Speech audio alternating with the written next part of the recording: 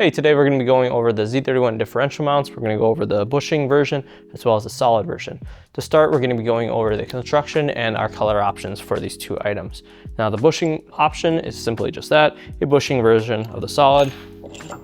It's got two polyurethane bushings that are pressed in with a steel insert and allows for an easy installation and makes it so you're able to service the bushings very easily, and they last significantly long compared to the factory versions.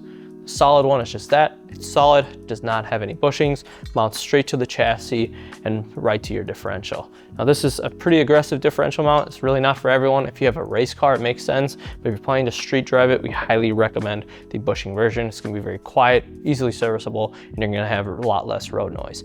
The final part of this video is going to be the color options. We offer a ton of different colors. This is our gloss gray. It's a very neutral color, but if you want to see more color options, check out the video over there. And if you want an in-depth installation video on putting these onto an actual car, take a look at the installation video over there. If you have any other questions, give us a call or shoot us an email.